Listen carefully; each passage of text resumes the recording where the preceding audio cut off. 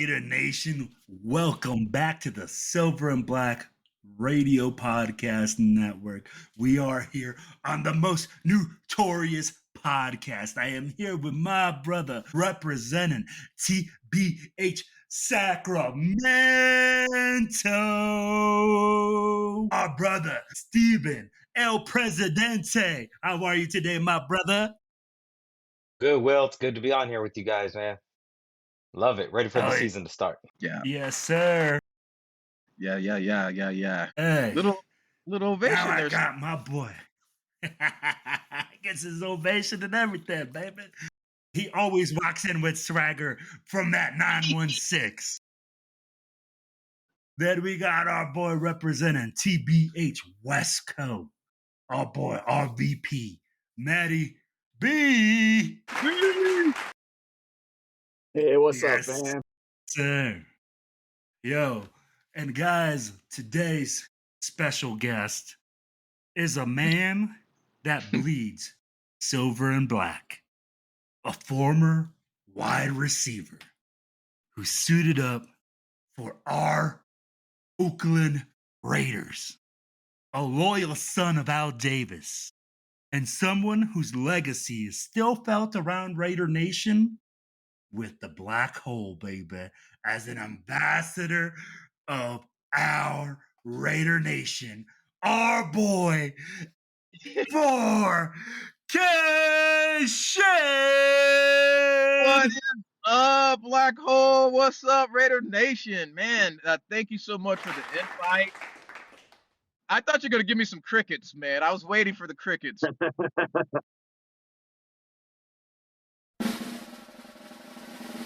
Yeah, thanks, guys, for having me on board with the show. I'm loving it, man. This is a good group. I'm happy to be a part of it. Hey, Kay, we love you.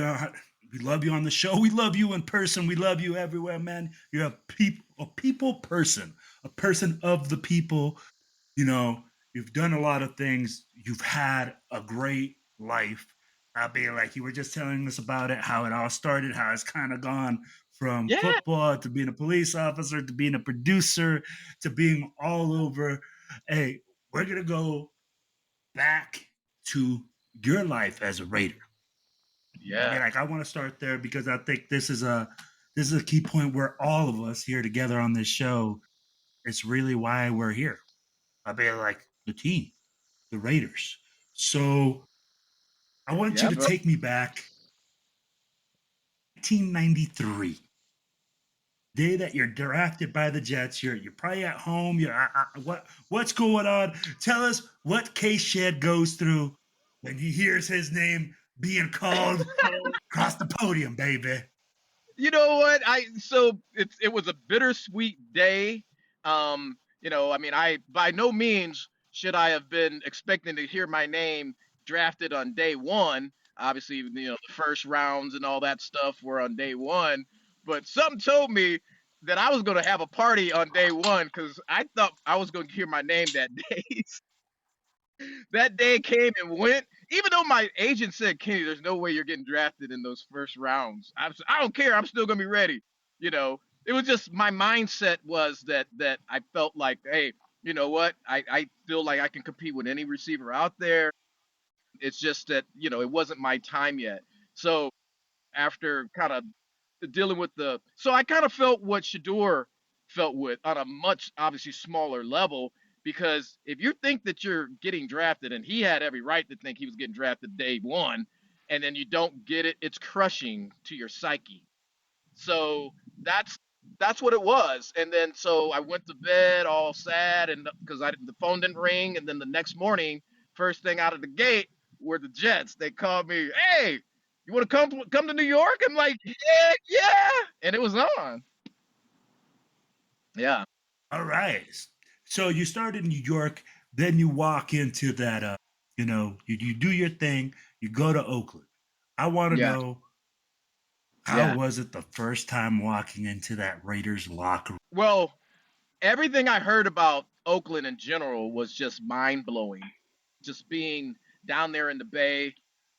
I grew up in the Midwest, so all I really knew about were the Bears and then the Packers and everybody.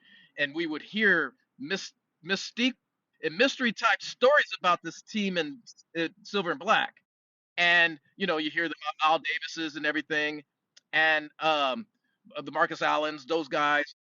And then I just remember being on the bus and saying, "Okay, hey, where's Oakland?" Because we were driving up to training camp, and you pass through Oakland, and we were like going down 880, and Oakland was right there, and I was, "Whoa, shoot!"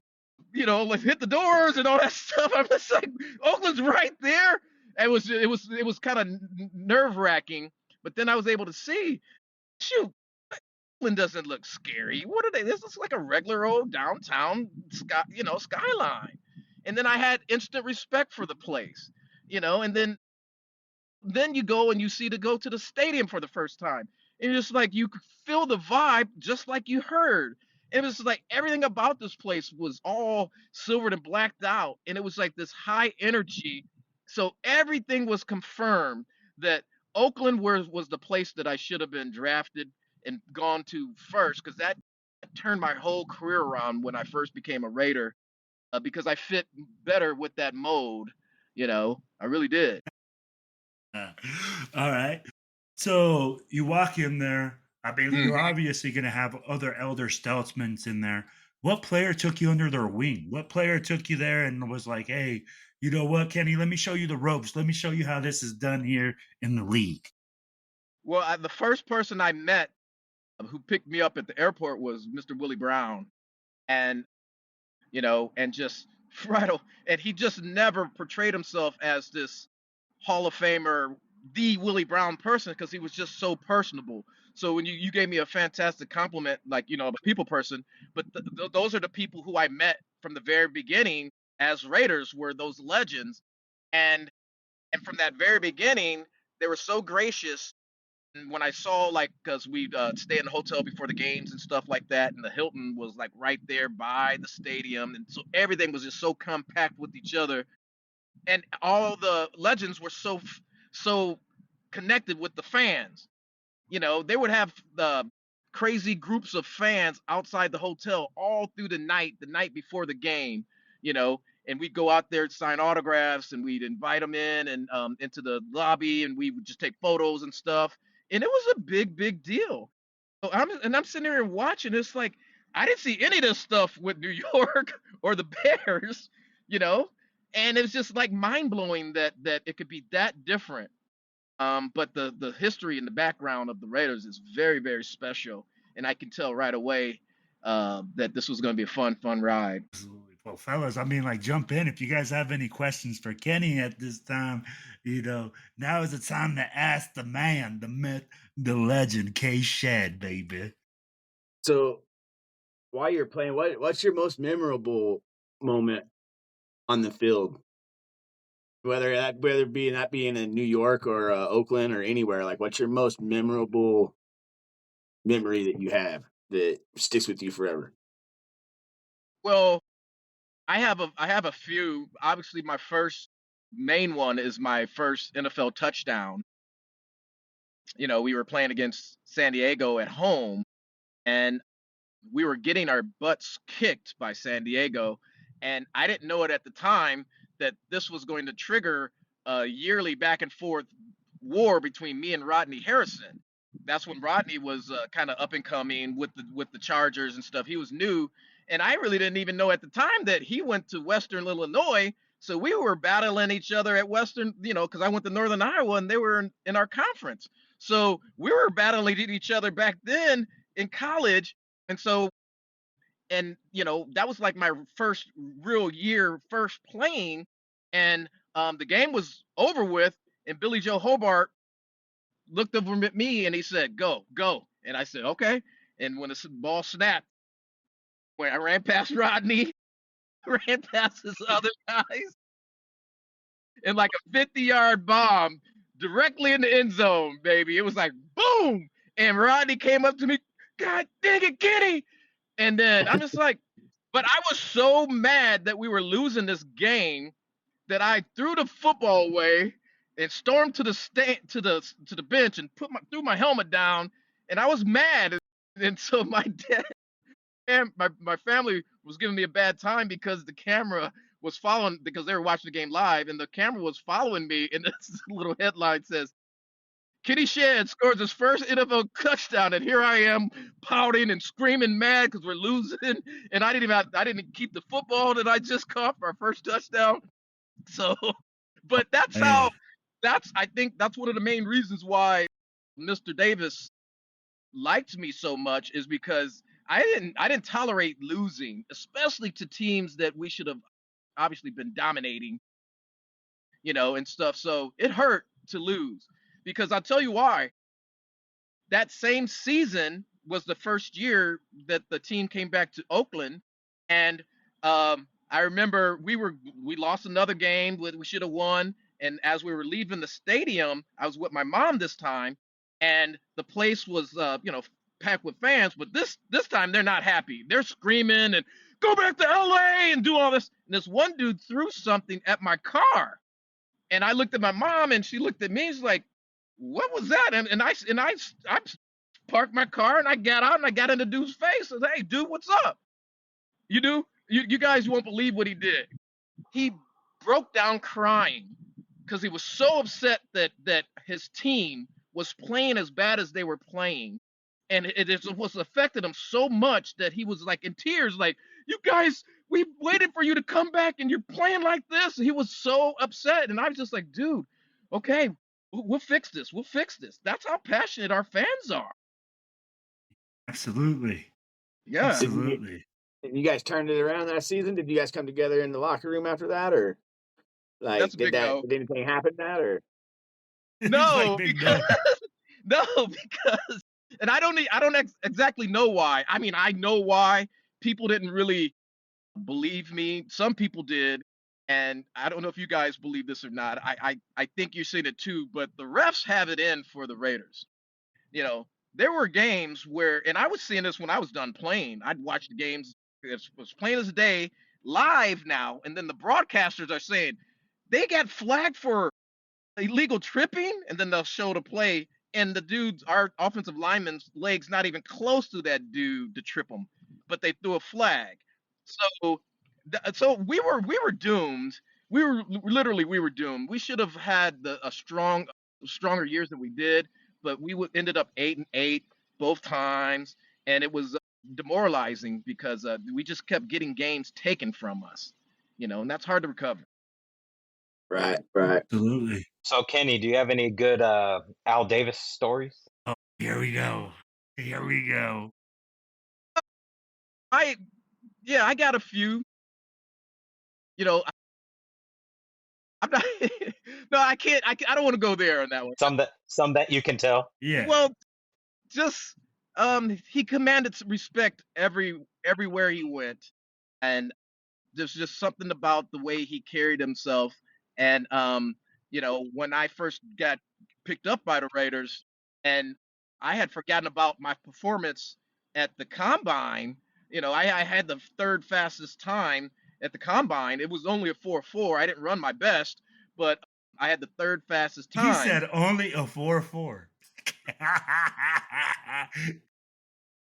I pulled my hammy just thinking about it. Not getting up off that couch after this. Yeah, back in my whippersnapper days, man, I used to be able to get out. I mean, there was a couple times where I almost went head to head with Mr. James Jett to see. I don't know about that one. I mean, the dude won a gold medal in the Olympics and stuff for 401. So I'm kind of glad they didn't let that race happen. Yeah, but I did the combine, but I was so nervous that I false started like 3 times. I had to start over, but I had forgotten all about that, and that was the first thing that Al Davis said to me. He was like, "How's it feel to be a Raider now?" And I was just like, "Man, this feels great." He's like, "I remember you when you first came out of college. You were so raw and all that stuff. You felt false started like 3 or 4 times and stuff." And I'm just like, "This guy's gonna be good, but he needed a little bit of seasoning and all that stuff."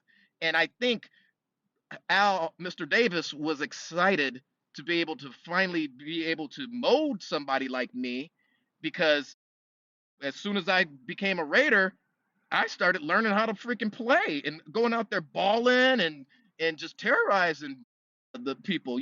But little old me out there making these tackles out there on special teams that made no sense. And I had that attitude. I had that Raider attitude. It just seems like that there was something lost, I think, with the swagger when they first came back, and it took them a minute. And I think that's kind of what might be going on now. But maybe Coach Carroll is the one to be able to kind of put everything together, because he's paved his way as a strong NFL coach, and I think he's could be perfect for the Raiders right now. Oh, absolutely. Hey, let me give you a little hybrid question here, K-Shed, because Yes, we're sir. talking about the legendary Al Davis, right? Yeah. So you come over, first of all, I want to know how Al influenced you personally and professionally. But two, I want to know also how the culture inside the locker room of the Raiders is so much different than every other culture because of Al Davis. Well, he he was someone who was bigger than life. You hear the stories, and there was Mr. Davis had his haters though too, and because of how well he took care of me, I would not let anybody get away with saying anything bad about him. And just because he was all knowing. And there was one particular time that we were playing. I was hurt, and we were playing in Baltimore, and for whatever reason, Baltimore. I mean, obviously they were a home game, so they were a little bit sparked and stuff. But on the field, like during pregame, they were hyped. They're a little bit more than normal. I think it's because it was the Ravens. They just became the Ravens, so it was like this really crazy environment. And this is what I'm trying to say. For whatever reason, our Raiders weren't hyped at all. You're going to pregame. It just wasn't no high energy. And Mr. Davis smelled that. He knew that these guys weren't ready, and they were going to get their butts kicked. He could just sense it. And he knew what I brought to the table. I didn't take any plays off. I practice. I'm up there diving for balls, even after the coaches said, "Don't dive anymore." I'm still diving for balls and stuff like that, because practices were like games to me. So I just couldn't be out there in the field. Mr. Davis came over there, grabbed me by my collar, said, "Kenny, get out there and get those guys all fired up." I'm like in street clothes, and he's trying to throw me out there, and I'm just like, "What am I supposed to do?" But he just knew it. And you can just tell that I mean, if he was younger, he would have probably gone out there and got in somebody's face and tossed somebody around and did it himself. He couldn't do it back in those days. And so he needed his high energy players to come together. And just for whatever reason, we didn't have the leadership. We didn't have the leadership, I think, that we needed out there on the field at the time.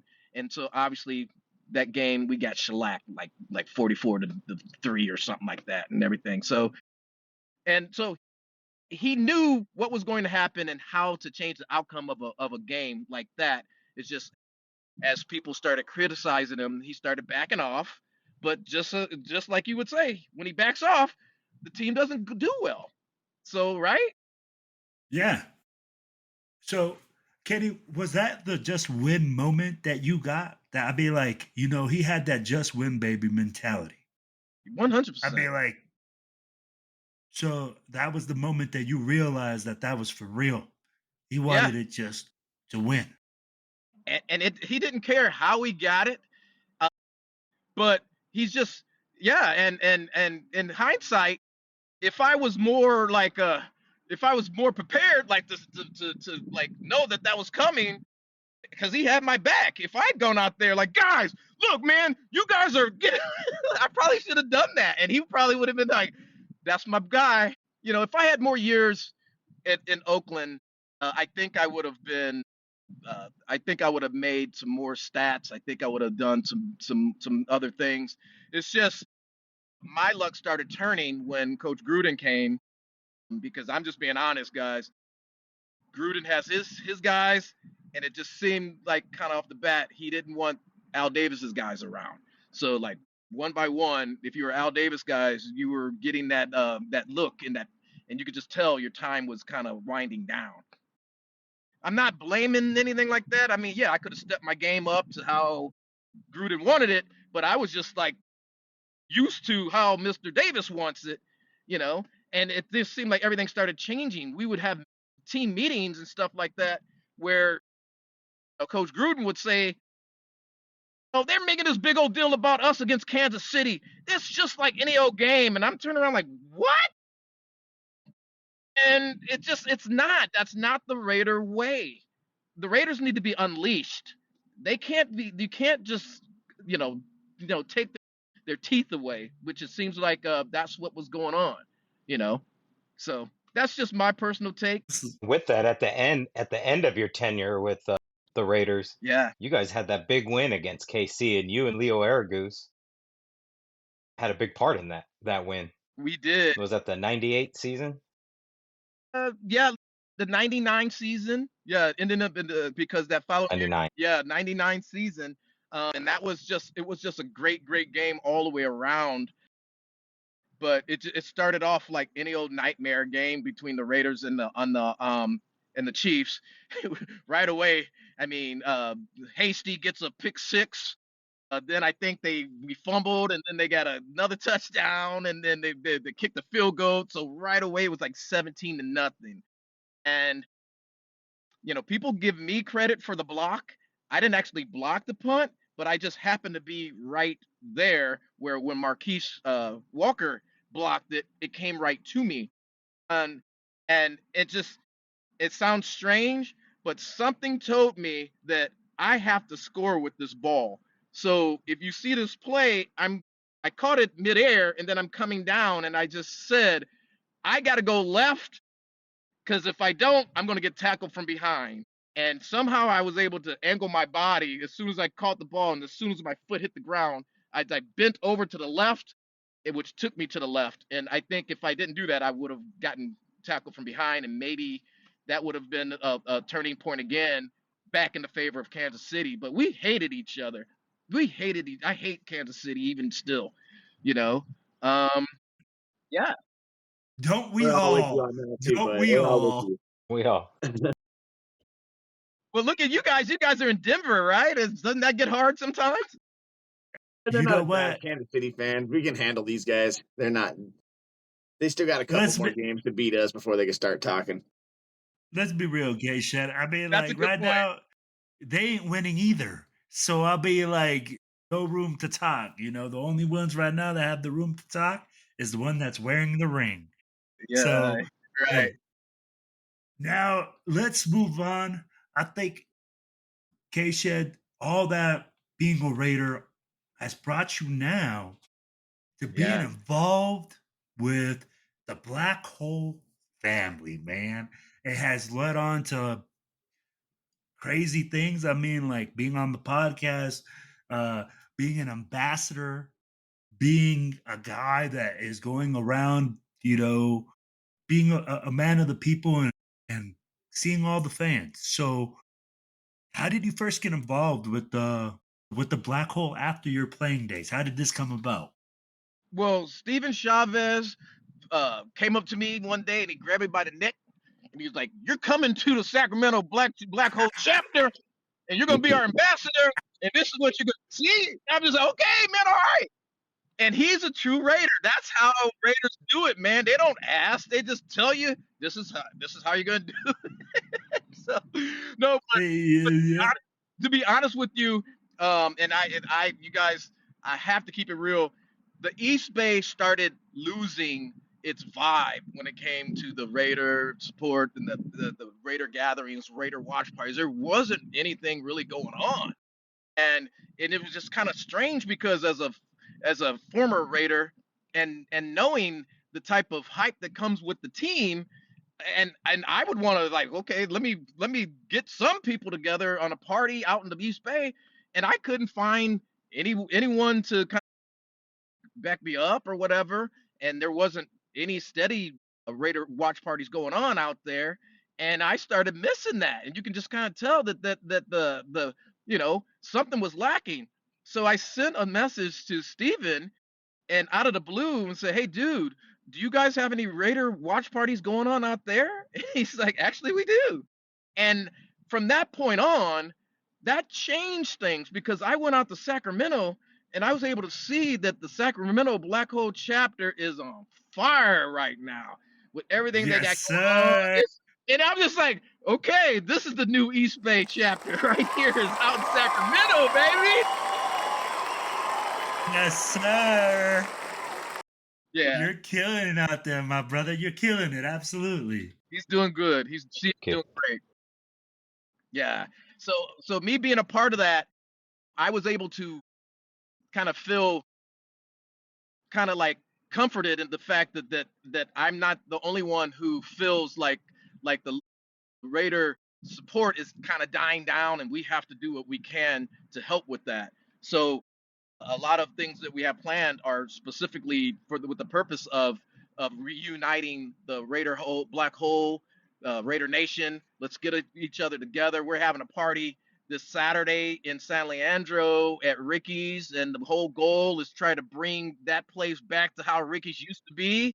We're flying in Lincoln Kennedy, who's like super excited to be a part of this, and and that's what we have to keep doing. Any excuse to get Raider Nation together, let's go. Yes, sir. Absolutely.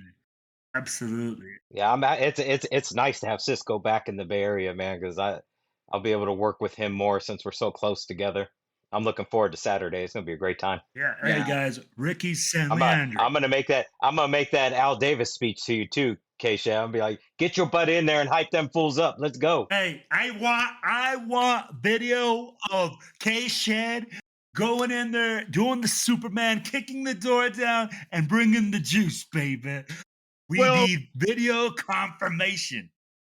on this particular time, Holding a bottle of Woodson whiskey. yeah, baby. But this particular time, I'm gonna be sitting back, Raider Will. I'm gonna be sitting back in the shadows because this is gonna be all about Lincoln Kennedy because of everything he does for the team now. He'll have like a guest spot on kind of like a talk show out there, and he does not hold back. He is not happy with how these young Raiders are playing. And all these coaches keep getting fired all the time. It's the coaches or general managers stuff like that.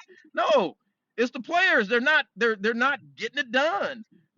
And that's why I love Lincoln. He's a really close friend of mine because he'll say that. He's like, I'm not impressed with this person. I'm not impressed with that person. We're talking like future Hall of Fames, Devontae Adams, that type of stuff. It's just like, well, how do you come from all that? Then you get with our team and you forget how to play.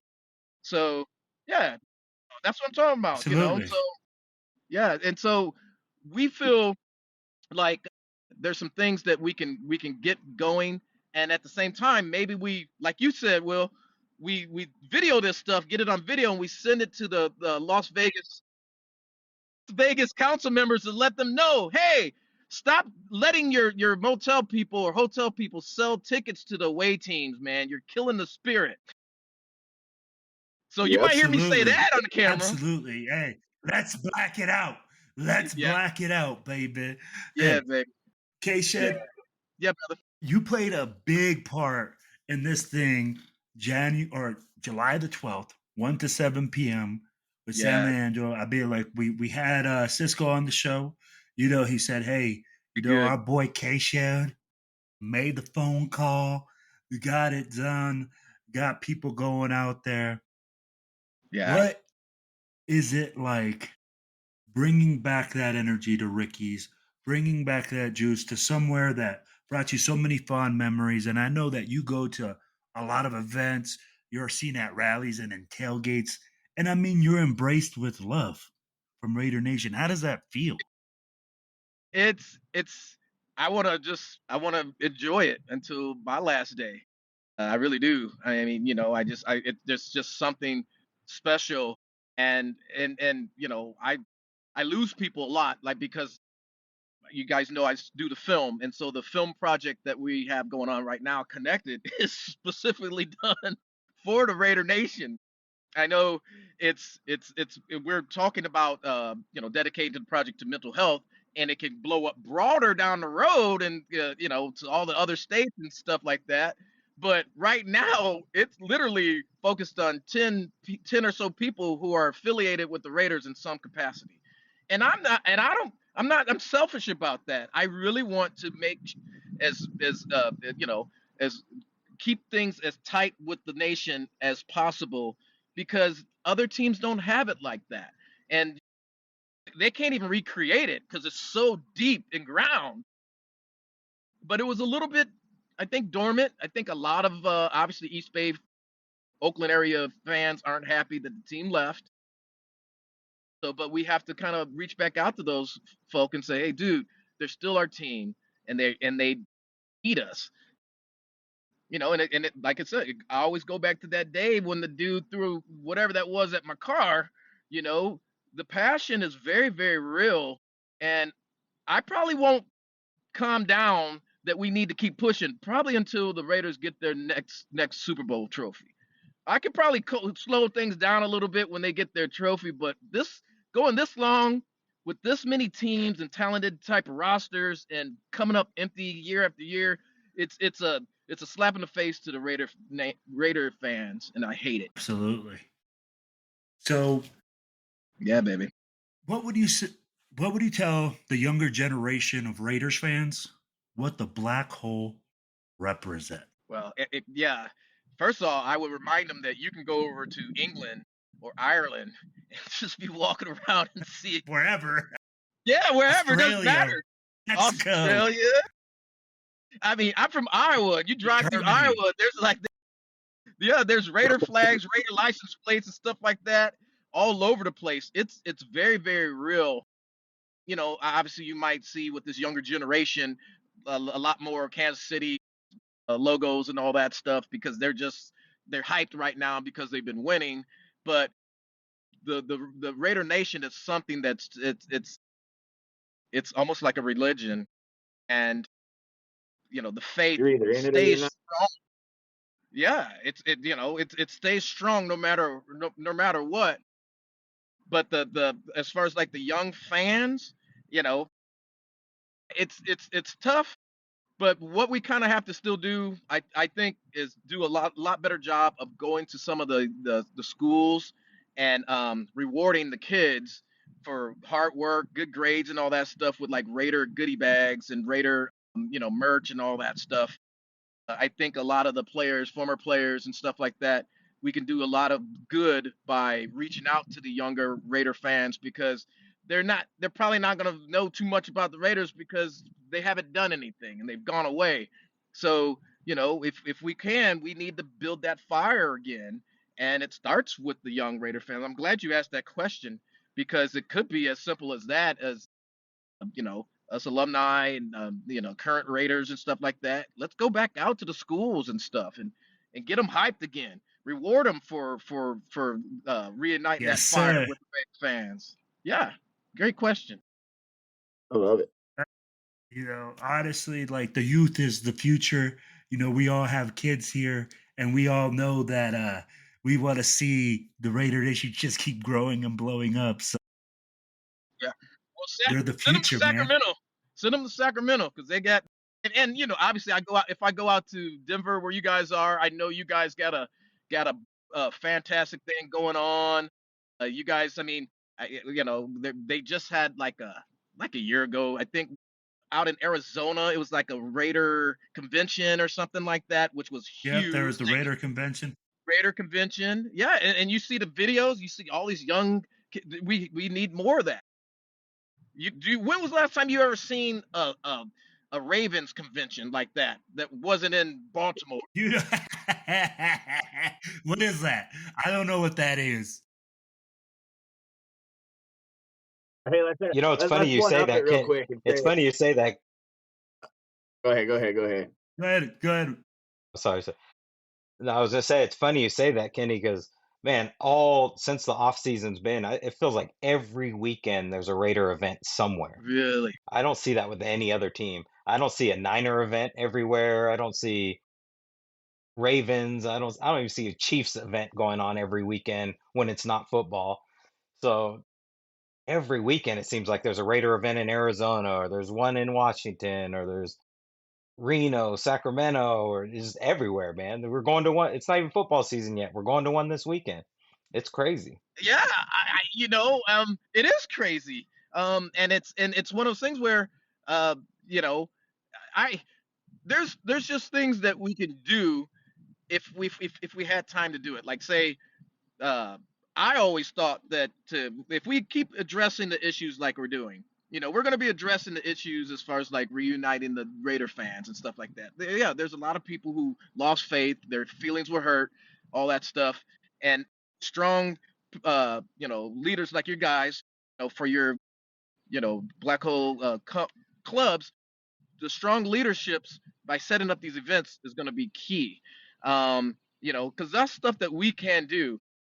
The players have to start learning how to play these tight games and coming up clutch in the end. I think that if anybody knew like a technically savvy guy who has all the Raider games tapes from back in the days, we should get that person to put one long tape together of all these bad ghost calls that the refs see, all the different things that we I don't think there's do. enough time. I know. Yeah, we would be complaining for years, and that would be in litigation. If they just fine them, if they just started fining them, those things would start going away. I guarantee it. Like every bad call is a fine. Thank you. Absolutely. Because yeah, I mean it's because that's not what's going on with other teams. No other team out there is getting treated like that. And I mean, I guess back in the days, the commissioner, Mr. Davis, used to get into it and stuff, and so they kind of try to pay him back when they went back to Oakland and left. Okay, I get all that stuff, but the when the Raiders are strong and they're allowed to play and they don't get games taken from them, and it's a fair shot, the NFL is a fantastic place. It's just everything just works out so great. You got these great matchups in the end, but keeping the Raiders down in that type of capacity, like from the NFL, I was at the freaking Super Bowl in San Diego, where the Buccaneers, they were given an intro that was nuts. The Raiders came in for their field entry. They had a couple clips of Timmy Brown catching a couple balls, Jerry Rice doing a couple things here and there, and then all of a sudden, here are the Raiders and stuff. And then they come in, and this was after that the staff into the stadium told the Black Hole fans you couldn't wear anything metal. They had to take off all their gear, all the spikes, everything. You couldn't go in there with that. So that was a disadvantage. And then when the Buccaneers were called into the stadium, it went dark. Then you hear this grumbling, then the big old screen came on, and you see this little Raider dinghy in the boat in the water. And then all of a sudden you see this freaking big old boat pirate ship that's decked out with the Tampa Bay Buccaneers coming in and all these guns. Boom! Blew up the freaking little Raider dinghy, and then just the smoke came up, rockets around the stadium, and then here come the freaking Buccaneers. That's how the Raiders are treated, man, and that's the part it burns me, because a lot of good people, it's staff for the Raiders who are losing their jobs because you can't, somebody has to be to blame on a poor season, so we have to put it all together, and everybody has to step up this year. And I love how you guys are setting it up. Let's black out this year, game by game. Yes, sir. Yes, sir. Don't wear white in the games either, man. Black, man. Everybody in black. Black it out, baby. Hey, we are blacking It starts out with the making season. sure Will's at the home opener. Yeah. Everybody follows Will. Everybody follows Will, man. Oh. Yes. You got to follow me, my brother. Steven is the leader of the charge. And you know what? We all have a great leader in Mark Jones, man. He's at the top of the black hole right now. Much love to our brother. We want to thank him Mark Jones, for allowing this to use our logos and for allowing us to, just kick ass and take names now, man. We're just taking off right now. We're at the Golden Nugget, guys. Make sure you stop by. Make sure you reserve your rooms. We're going to have buses going to the stadium. Let's black it out. We have events going on nationwide, baby, starting year 365. So that's what we're going to be doing all year long. We are Raidered. Oh, baby. What? So I love just it, had brother. to let that go. Had to Yeah, let that yeah. one go, man. Hey, But guys, that go might be ahead. my Go ahead, cue, Kenny. brother. That might be my cue. I'm gonna go because I actually got to get ready, and there's a bunch of stuff that I need to get. We're going to be paying homage to Raider Mort, who recently passed away. You know, Cisco asked me to get a portrait of Raider Mort, and he was one of the announcers, I think, in Oakland. What a big name, highly associated with the team, true dedicated Raider supporter. So we're going to be honoring him. Obviously, we're going to be honoring Nick, and of course, we're going to be honoring Rob Rivera. So it's going to be a very sentimental occasion this weekend and stuff. But let's just keep it going. I'm feeding off you guys. I love what you guys do. Thank you again for having me on board. I'd love to be able to get back on again sometime soon. Until then, peace out, brothers. I love you. Yes, Salute. sir. Thank you. Later, Kate. All right, brothers. Take care.